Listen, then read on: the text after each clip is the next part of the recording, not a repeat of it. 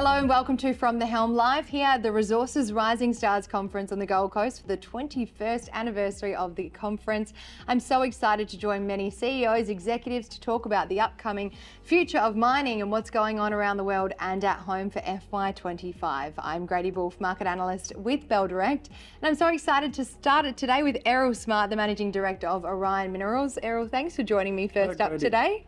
Tell us, for our investors who might not know about the Orion Minerals story, can you tell us about the company and what you're up to? I guess in a nutshell, it's about advanced stage copper projects in South Africa. 2 projects which are now build ready, fully permitted. DFS is due in the next 3 to 4 weeks. We've carried out trial mining. So we've actually established the first site and carried out mining to demonstrate that everything that we said we were going to do. It's a 7-year story in the building. It went into South Africa, consolidated a fantastic mineral belt in the Northern Cape of South Africa at a time when nobody would be there. We all know that South Africa is a difficult investment environment, but we've learned to manage it. And we went there because we believed we could. And we just had this fantastic occurrence of an election with a government of national unity. And the positive sentiment that's growing in South Africa at the moment, and the growing investor sentiment, there's been a massive influx of foreign investment into South Africa since the elections. That tells you that it's starting to work. All the negative stuff, there's more and more positive things that are outweighing them. And build-ready, scalable copper projects, they just don't exist. People are looking for them and they're very difficult to find. Absolutely. Now, what's your deposit look like and what are the 2 names of your flagship projects? So 2 projects, the Prieska project, which is really the bigger flagship, 31 million tonnes in JORC resource now. We believe it'll go up to about 50 million tonnes. It has historically produced 460,000 tonnes of copper and 1 million tonnes of zinc.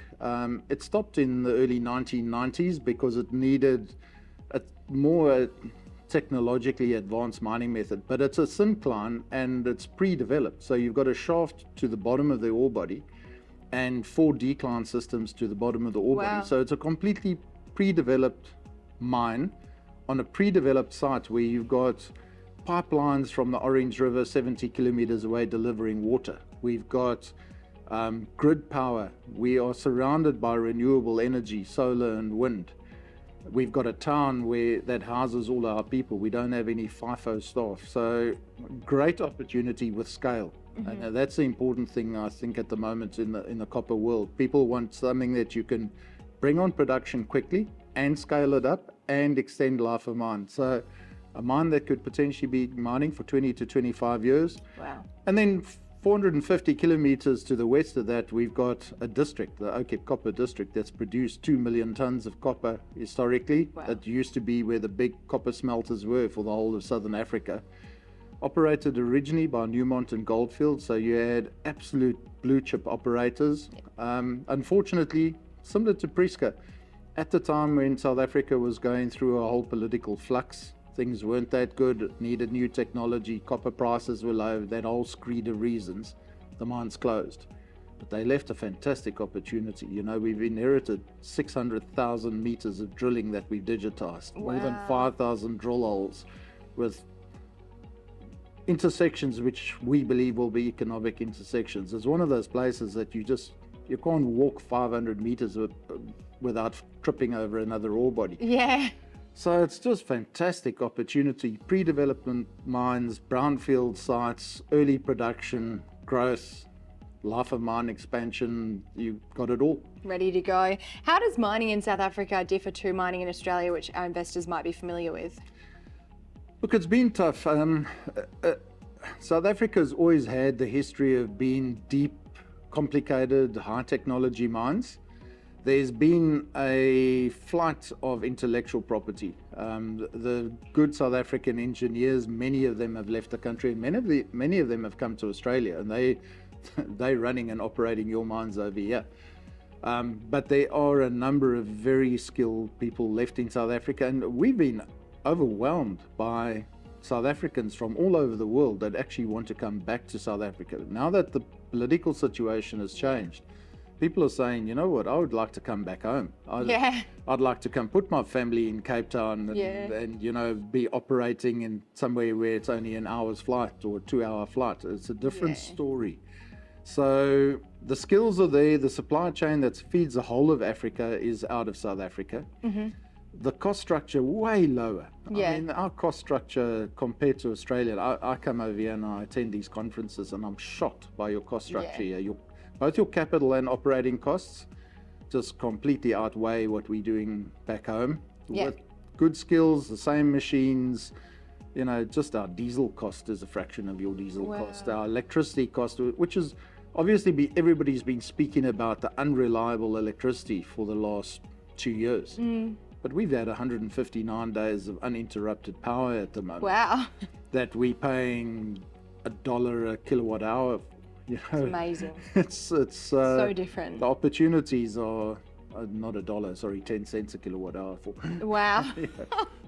So you can't even dream of that. Now, copper is the commodity of the minute right now, and it definitely plays into the green energy transition, but you also mine zinc, which also plays into this green energy transition.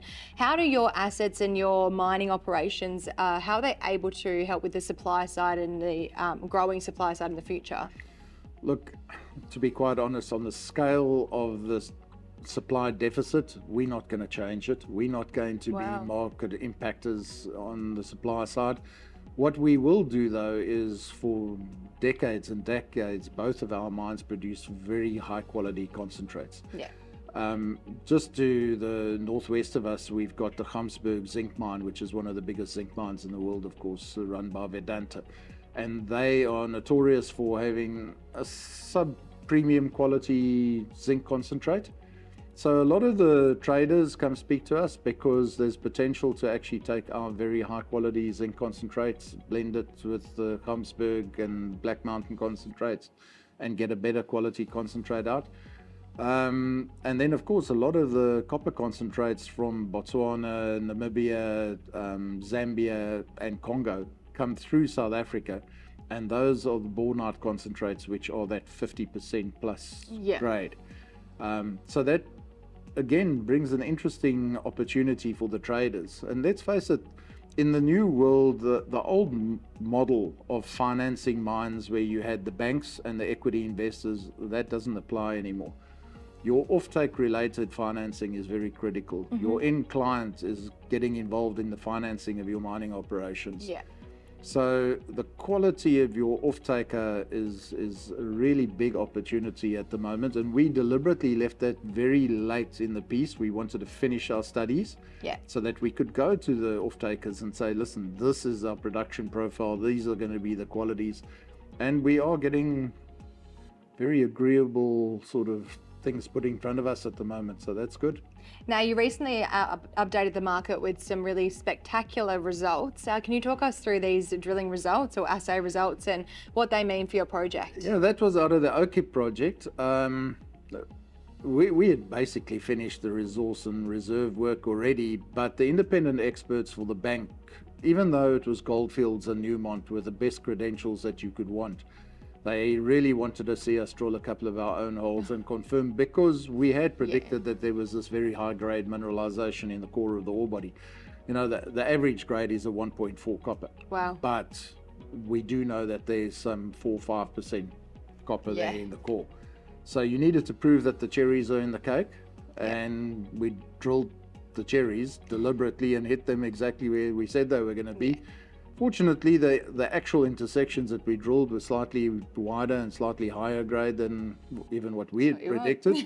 And it's just continued this morning. We put out a bunch more results, and in fact there's an ore body that we haven't put in our life of mine plan yet, which has got 1.3 million tons, and it's at surface, and we've drilled 8 holes into that and confirmed those grades as well. Incredible. So OKIP is just one of those places that it's a smorgasbord. You can just keep delivering and delivering. So the market likes to hear. Now, what do the next 12 months look like for Orion Minerals? So the DFS is out in 4 to 6 weeks, 2 of them.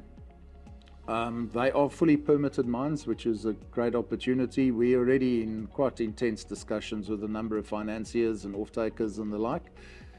Hopefully we get financed by Q1 next year, and into construction. Prisco could theoretically, if we had the money in hand today, we could be in production in 9 months. Wow. So it's that close to being a reality now. So it's a big year. Errol, thank you for joining us today. Thank From you. the Helm and Orion Minerals is one to watch over the next 12 months. If you enjoyed that episode, be sure to subscribe to our YouTube channel.